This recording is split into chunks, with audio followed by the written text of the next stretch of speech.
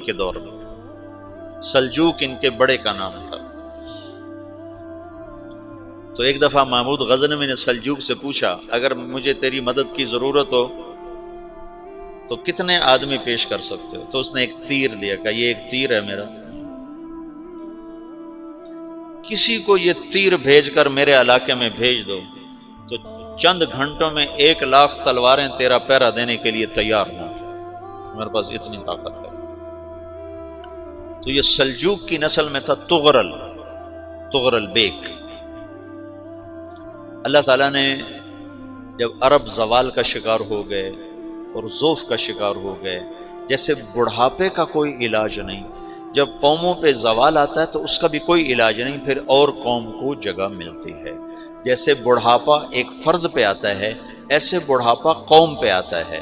قوم کا بڑھاپا جوانی میں نہیں لوٹ سکتا، جیسے فرد کا بڑھاپا جوانی کی طرف نہیں لوٹ سکتا، قوم کا بڑھاپا جوانی کی طرف نہیں لوٹ سکتا، کوئی علاج نہیں، نئی نسل کا آنا ہی علاج ہے۔ تو عرب دھل چکے تھے، 600 سال بہت ہوتے ہیں حکومت کو، اپنی صفات گم کر چکے تھے، اب نئے خون کی ضرورت تھی۔ تغرل بیگ پہلا شخص تھا جس نے آ کر اہل سنت والجماعت کو استحکام بخشا، شیعوں کی حکومت کو ختم کیا، بغداد سے، شام سے، ان سارے علاقوں سے۔ صلاح الدین ایوبی نے اسماعیلی شیعہ کی حکومت کو ختم کیا، مصر۔ العاضد ان کا آخری خلیفہ تھا۔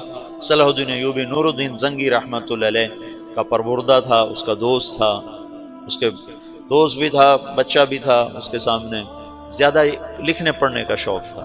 پھر اللہ تعالیٰ نے اس سے کام لیا اور اس کو مصر کا گورنر بنا کے بھیجا، مصر کی مدد کے لیے بھیجا۔ تو وہاں اس نے صلاح الدین ایوبی نے وہاں ختم کیا، تغرل بیگ نے یہاں ختم کیا۔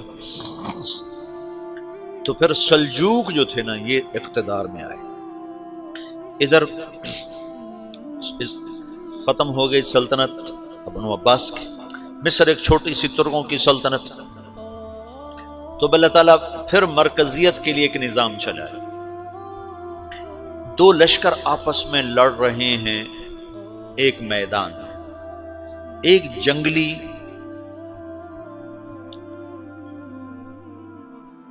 بدوؤں کا قافلہ، جنگل کے لوگ اپنے قبیلے کو لے کر، ایک جنگلی قبیلہ اپنے سردار کے ساتھ نقل مکانی کر رہا ہے ایک جگہ سے دوسری جگہ۔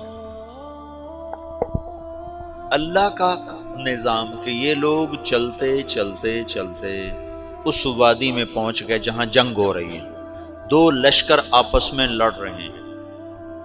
جب یہ وہاں پہنچتے ہیں تو ایک لشکر کے قدم اکھڑ رہے ہیں اور دوسرا غالب آ رہا ہے۔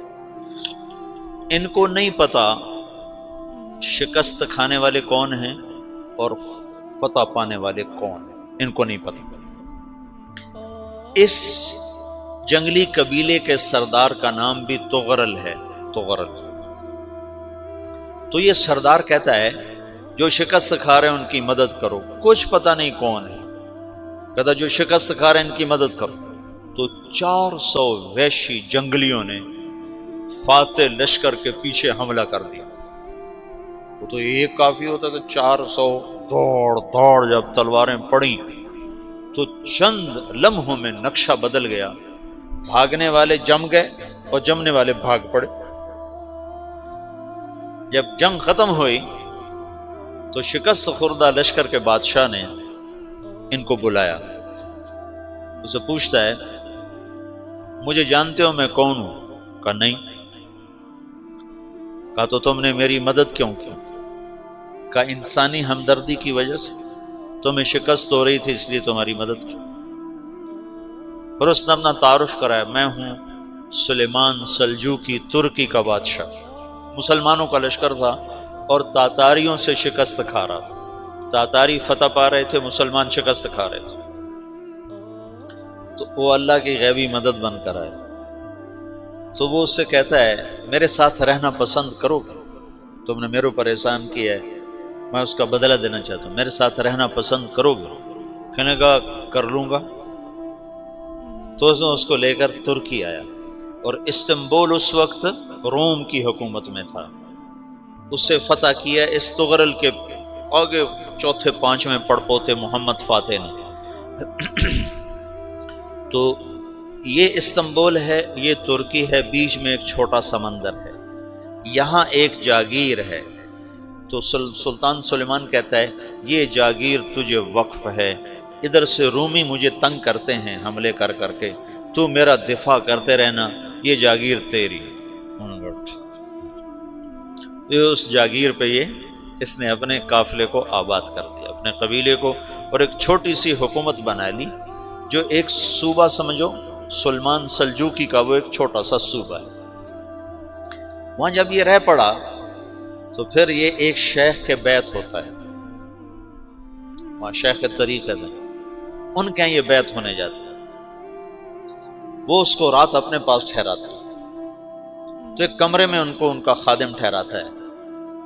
یہ جب کمرے میں جاتا ہے تو سامنے دیوار میں تاکچے پر قرآن پڑا ہوا ہے. تو یہ تغرل بیگ کہتا ہے یہ کیا ہے، یہ کیا ہے؟ تو وہ خادم کہتا ہے یہ کتاب اللہ ہے، قرآن ہے. اچھا. وہ اس کو وہاں چھوڑ کے باہر چلا جاتا ہے. وہ دیہاتی آدمی، جنگل کا رہنے والا، پہلی دفعہ زندگی میں قرآن دیکھا. وہ کہتا ہے یہ قرآن ہے، اللہ کی کتاب ہے، میں اللہ کی کتاب کے سامنے سو جاؤں، کتنی بے ادبی ہے. تو اس نے ایسے قرآن اٹھایا اور سر پہ رکھ لیا اور کھڑا ہو گیا. ساری رات قرآن سر پہ رکھ کے کھڑا رہا. رات کے پچھلے پہر اس کو خواب آیا، کھڑے کھڑے اس نے دیکھا کہ اس کی پشت سے ایک چاند نکلا اور شیخ کی بیٹی کے سینے میں جا کے اتر گیا. پھر اس لڑکی کے سینے سے ایک درخت نکلا جو پھیلتے پھیلتے پھیلتے 3 بر اعظم پہ چھا گیا، افریقہ پر، یورپ پر، ایشیا پر. پھر اس کی آنکھ کھل گئی، وہ کھڑا ہوا ہے. تو اس نے صبح یہ خواب اپنے شیخ کو سنایا، تو انہوں نے اپنی بیٹی اس کے نکاح میں دے دی.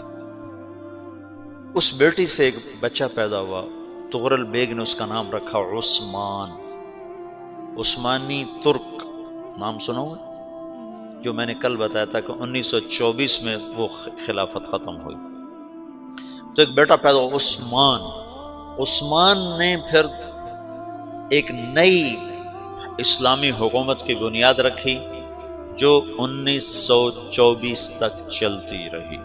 کوئی 800 سال یہ حکومت چلی. تو حکومت کا شیرازہ بکھرا لیکن پھر جڑ جاتا تھا، پر وہ قرن اول والا جوڑ کبھی نہ پیدا ہوا، ٹکڑے بن گئے. ان ٹکڑوں میں اللہ لوگ پیدا کرتا رہا جو دعوت دیتے رہے، دعوت زندہ رہی.